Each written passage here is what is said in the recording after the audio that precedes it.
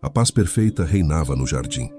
A criação inteira vivia em harmonia com o Criador e o homem desfrutava de plena comunhão com Deus.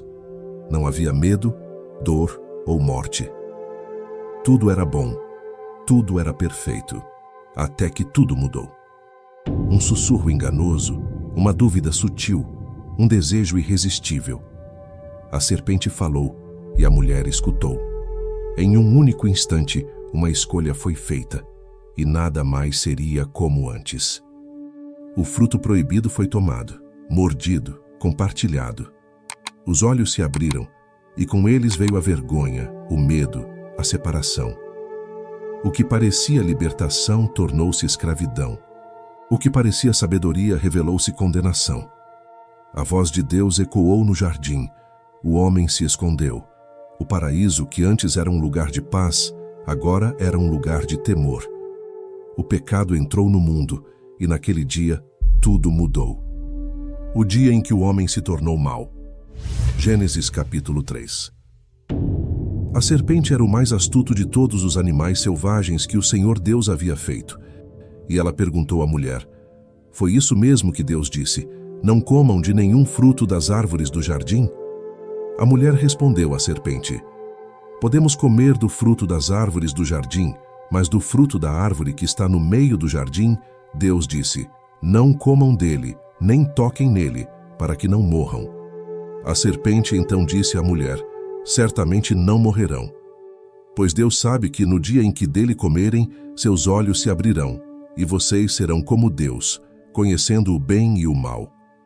Quando a mulher viu que a árvore parecia agradável ao paladar, era atraente aos olhos, e além disso desejável para obter discernimento, tomou do seu fruto, comeu e deu ao seu marido, e ele também comeu. Então os olhos dos dois se abriram, e perceberam que estavam nus. Por isso juntaram folhas de figueira para cobrir-se. Quando ouviram a voz do Senhor Deus, que andava pelo jardim à brisa do dia, o homem e sua mulher se esconderam da presença do Senhor Deus entre as árvores do jardim. Mas o Senhor Deus chamou o homem e perguntou: onde está você? Ele respondeu: ouvi tua voz no jardim e tive medo, porque estava nu. Por isso me escondi. E Deus perguntou: quem lhe disse que você estava nu? Você comeu do fruto da árvore da qual lhe ordenei que não comesse? O homem disse: foi a mulher que me deste por companheira que me deu do fruto da árvore, e eu comi. Então o Senhor Deus perguntou à mulher: que foi que você fez? A mulher respondeu: a serpente me enganou, e eu comi.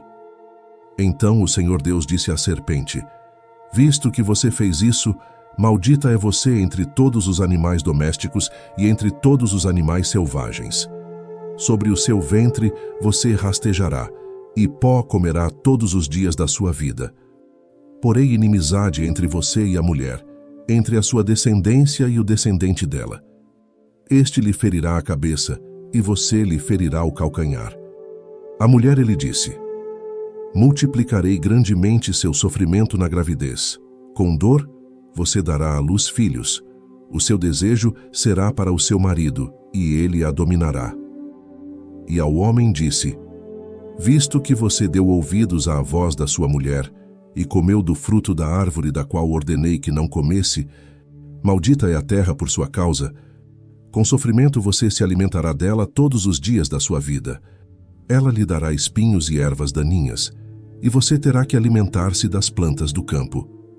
Com o suor do seu rosto, você comerá o seu pão, até que volte à terra, pois dela você foi tirado. Porque você é pó, e ao pó voltará.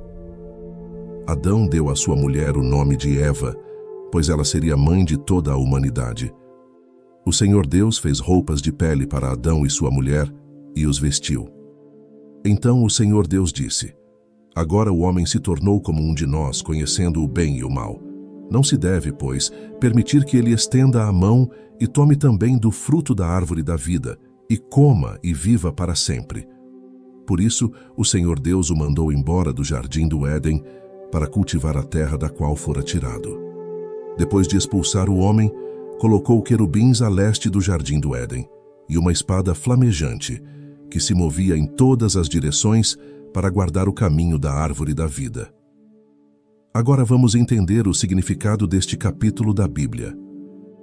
Gênesis 3 é um capítulo central e extremamente significativo, pois descreve o momento em que o pecado entrou no mundo e a humanidade experimentou pela primeira vez o afastamento de Deus. Esse capítulo é frequentemente chamado de a queda, pois relata como Adão e Eva, os primeiros seres humanos, caíram em desobediência ao ceder à tentação. Vamos entender cada trecho com mais detalhes. No início, a serpente, descrita como astuta, aborda Eva com uma pergunta que já carrega engano. Foi isso mesmo que Deus disse? Não comam de nenhum fruto das árvores do jardim? Essa pergunta é uma distorção do que Deus realmente havia dito, pois ele havia proibido apenas o fruto da árvore do conhecimento do bem e do mal. Ao distorcer a ordem de Deus, a serpente inicia um processo de dúvida no coração de Eva, que ela manipula sutilmente.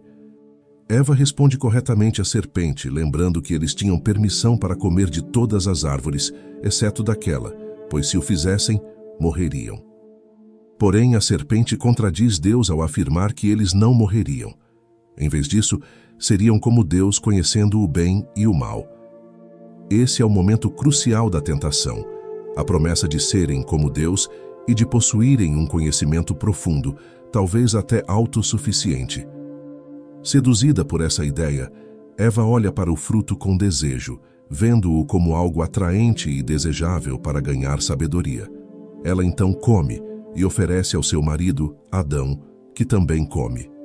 Após comerem do fruto, seus olhos se abrem e eles percebem sua nudez, algo que antes não era motivo de vergonha. Essa mudança marca a perda da inocência e o início do sentimento de culpa e vergonha. O casal tenta se cobrir com folhas de figueira, mostrando a primeira tentativa humana de esconder as consequências do pecado. Quando Deus anda pelo jardim, Adão e Eva se escondem, mostrando que o pecado gera uma quebra no relacionamento direto e próximo com Deus. Questionado, Adão admite que se escondeu por estar nu e, ao ser confrontado, ele culpa Eva e, indiretamente, até mesmo Deus por ter criado Eva. Já Eva responsabiliza a serpente pela sua decisão. Esse jogo de acusações mostra o impacto imediato do pecado nas relações interpessoais e na relação com o Criador. Deus então pronuncia as consequências de suas ações. À serpente, ele declara que ela será amaldiçoada entre todos os animais, condenada a rastejar e a comer pó. Além disso, Deus anuncia uma inimizade contínua entre a descendência da serpente e a descendência da mulher. Este é o primeiro vislumbre de esperança, conhecido como proto-evangelho, onde Deus indica que no futuro a descendência da mulher, entendida como um descendente que representa a humanidade e a redenção, ferirá a cabeça da serpente, enquanto ela ferirá o calcanhar dessa descendência. A mulher, Deus multiplica a dor do parto e declara que seu desejo será voltado para seu marido, e ele a dominará, uma consequência que refletiria nos relacionamentos humanos, que passaram a experimentar desequilíbrio e conflito. A Adão, Deus explica que a terra é amaldiçoada por causa do seu pecado, e ele precisará trabalhar arduamente para cultivar o seu sustento. A natureza e o trabalho, que antes eram fontes de prazer e sustento, agora seriam permeados por sofrimento e dificuldade. Adão também é lembrado de sua mortalidade. Ele veio do pó, e ao pó voltará. Após isso, Adão dá o nome de Eva à sua esposa, reconhecendo que ela será mãe de toda a humanidade, mostrando que a vida continua mesmo em meio à desobediência. Deus então provê roupas de pele para o casal, mostrando cuidado e provisão apesar de sua queda. Finalmente, Deus impede que Adão e Eva comam da árvore da vida, o que os faria viver para sempre no estado de pecado. Como resultado, Deus os expulsa do Éden e coloca querubins para proteger o caminho até a árvore da vida. Essa separação física simboliza a separação espiritual entre Deus e a humanidade. Esse capítulo, portanto, mostra como o pecado distorce a criação de Deus e como, mesmo assim, Ele oferece esperança e provisão. Deus age com justiça e misericórdia, indicando que, embora as consequências sejam inevitáveis, há uma promessa de redenção futura. Agora vamos pensar um pouco nas lições que podemos aprender com este texto bíblico. Primeiramente, Gênesis 3 nos ensina a importância de obedecer a Deus. Adão e Eva tinham permissão para desfrutar de todas as bênçãos do jardim, exceto de um único fruto. Esse limite foi estabelecido por Deus não para restringi-los, mas para protegê-los e preservar sua integridade espiritual. A obediência, portanto, aparece aqui como uma expressão de amor e confiança em Deus, e essa lição nos chama a valorizar e entender que suas instruções buscam o nosso bem-estar. Outra lição significativa é a necessidade de vigilância contra as sutilezas da tentação. A serpente inicia o processo de queda manipulando as palavras de Deus e plantando a dúvida no coração de Eva. Essa abordagem nos mostra como o engano pode aparecer de forma disfarçada, induzindo-nos a questionar as verdades que conhecemos e a racionalizar escolhas erradas. Precisamos estar alertas e firmes na palavra de Deus, que nos ajuda a reconhecer e resistir a essas tentações. Além disso, este capítulo nos alerta sobre a gravidade do pecado e suas consequências. A desobediência de Adão e Eva não afetou apenas a vida deles, mas também trouxe dor, conflito e desequilíbrio à criação e a seus descendentes. Isso nos lembra que o pecado não é algo isolado. Ele causa impacto nas nossas relações e na nossa vida espiritual. Por isso, devemos buscar uma vida de santidade, permanecendo conscientes da seriedade de nossas escolhas. Vemos também uma lição sobre responsabilidade pessoal. Quando confrontados por Deus, Adão e Eva tentam transferir a culpa, ao invés de reconhecer o erro e assumir a responsabilidade. Deus, no entanto, valoriza a sinceridade e o arrependimento, desejando que enfrentemos as consequências de nossos atos com honestidade.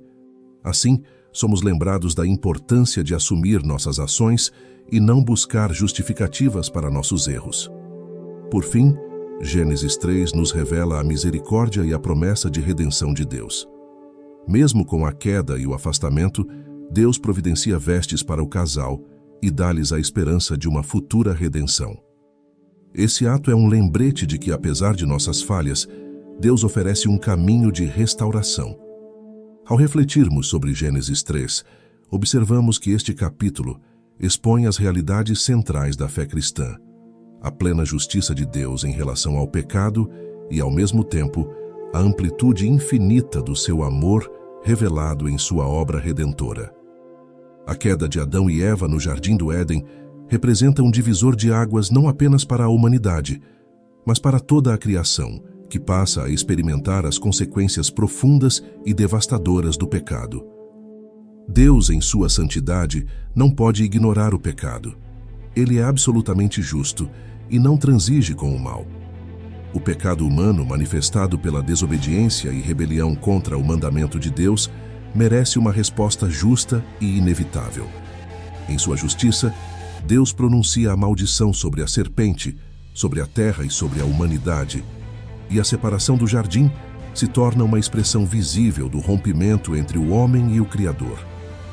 No entanto, essa história não termina na condenação.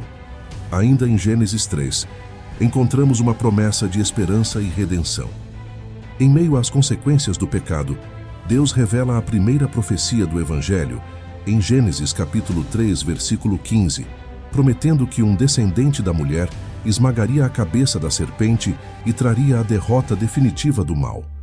Esse ato revela que, mesmo diante da justiça de Deus que exige a condenação do pecado, há também a graça de Deus, que deseja redimir e restaurar a criação corrompida.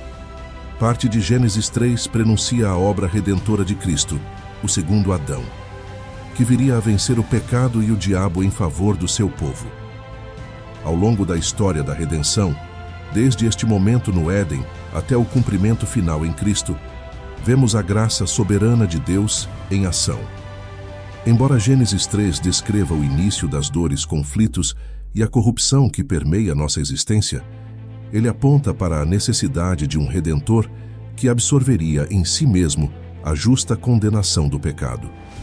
Cristo, em sua obediência perfeita, cumpre aquilo que Adão não pôde fazer.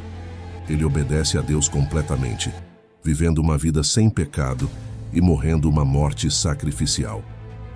Na cruz, Jesus suporta a ira justa de Deus contra o pecado e, através de sua ressurreição, oferece a restauração e a promessa de vida eterna. Essa obra substitutiva de Cristo é o cumprimento perfeito da justiça e do amor de Deus, pois ele é tanto justo como aquele que justifica os que têm fé em Cristo. Este capítulo também nos leva a entender que a salvação é um dom completamente dependente da graça de Deus. Não havia nada que Adão e Eva pudessem fazer para remediar sua situação após a queda. O único caminho para a restauração era a intervenção graciosa de Deus, prometendo um Salvador que viria em um futuro distante. E assim é conosco. Separados de Deus por nossa natureza pecaminosa, somos incapazes de nos reconciliar com Ele por nossos próprios esforços. Somente pela obra de Cristo, realizada em nosso lugar, podemos ser reconciliados com Deus. A graça não é um simples favor, mas uma expressão do amor eletivo de Deus, que escolheu redimir seu povo e restaurá-lo à comunhão com Ele. Ao compreendermos isso, percebemos que Gênesis 3 não é apenas uma explicação da origem do pecado e suas consequências, mas uma introdução ao plano eterno de Deus de redimir seu povo para si mesmo. A justiça de Deus é inflexível, mas sua graça é igualmente abundante. Deus é glorificado tanto em sua santidade e justiça, quanto em seu amor e misericórdia. Que essas verdades tragam à nossa mente o temor reverente diante da santidade de Deus e nos encham de gratidão pela graça que Ele nos concede em Cristo. Se você se sente aflito pelo peso do pecado, saiba que há perdão e restauração disponíveis na obra perfeita de Jesus. Em Cristo, a justiça de Deus é satisfeita, e o amor de Deus nos acolhe como filhos reconciliados. Somos chamados a viver de acordo com essa verdade, buscando santidade e comunhão com o Senhor, sabendo que fomos comprados por alto preço e que pertencemos a um Deus que é ao mesmo tempo justo e amoroso. Que a graça soberana e transformadora de Deus encha seu coração com uma nova alegria e esperança. Em Cristo, o pecado e a morte foram derrotados. A porta da reconciliação foi aberta, e somos chamados a viver para sua glória, certos de que no fim habitaremos para sempre em sua presença. Deus abençoe a todos.